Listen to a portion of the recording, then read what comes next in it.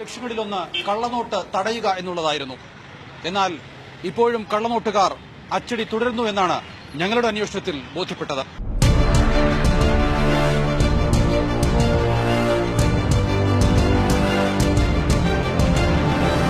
ഫോണിൽ പലതവണ ബന്ധപ്പെട്ടാണ് കള്ളനോട്ട് വിതരണക്കാരൻ നേരിൽ കാണാമെന്ന് സമ്മതിച്ചത്. ആദ്യം പിടിതരാൻ വിസമ്മതിച്ചെങ്കിലും പിന്നീട് കള്ളമില്ലാതെ കള്ളനോട്ടിനെ കുറിച്ച് പറഞ്ഞു. നിങ്ങൾ ആരെങ്കിലും വന്ന് ചോദിച്ചാൽ തരുന്ന ഒരു സംസ്കൃതി അല്ലല്ലോ കള്ളനോട്ട്.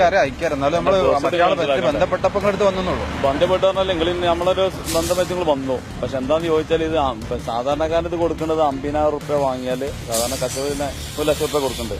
1 ലക്ഷം കള്ളനോട്ടിന് 50,000 രൂപ വാങ്ങുന്നു. അങ്ങനെ വെച്ചാണ് കൊടുക്കുന്നത്. ഞങ്ങൾ മിനിമം എനിക്കിപ്പോ തരികയാണെങ്കിൽ മിനിമം ഈ തോത് വെച്ച് തന്നെ തരാം. അതിന്റെ കമ്മീഷൻ കഴിച്ചിട്ട് ബാക്കി നിങ്ങൾ കൊടുക്കേണ്ടി വരും. 50 റുപ്യക്ക് 1 ലക്ഷം തരും.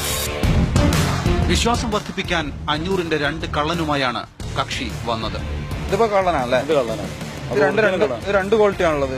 അല്ല, ഒറ്റ ക്വാളിറ്റി തന്നെ. അതൊന്ന് മടക്കിയിട്ടാണ് നിർത്തിയാൽ മതി. അപ്പൊ മനസ്സിലാവും എന്താ സംഭവം എന്നുള്ളത്. ചെറിയ കച്ചവടക്കാർക്ക് കൊടുക്കാം. പിന്നെ ബാങ്കിൽ കൊണ്ടുപോകരുത്. ബാങ്ക് കൊണ്ടുപോയി കൊടുക്കാം. സാമ്പിൾ കണ്ട് തൃപ്തരായ ഞങ്ങളുടെ ചോദ്യം കക്ഷിക്ക് അത്ര പിടിച്ചില്ല. ഇത് ശരിക്കും എവിടുന്ന വരുന്ന സംഭവം? അത് നിങ്ങളെന്തിനാ അറിഞ്ഞു? അപ്പം നിന്നാ പോരാ, വേണ്ടി വെച്ചെന്നുള്ളൂ. നിങ്ങൾ അറിയേണ്ട അവസരം. കള്ളനോട്ടിടപാടിലെ വലിയ റിസ്ക്കും ഇടപാടുകാരൻ ബോധ്യപ്പെടുത്തി. ആദ്യമായിട്ടുള്ള പരിപാടിയാണ്.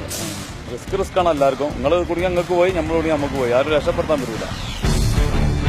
500 ആയാലും 2000 ആയാലും ആവശ്യമനുസരിച്ച് എത്തിക്കാമെന്ന് ഉറപ്പ്. അടുത്ത ദിവസം കാണാമെന്ന് പറഞ്ഞ് പിരിഞ്ഞു.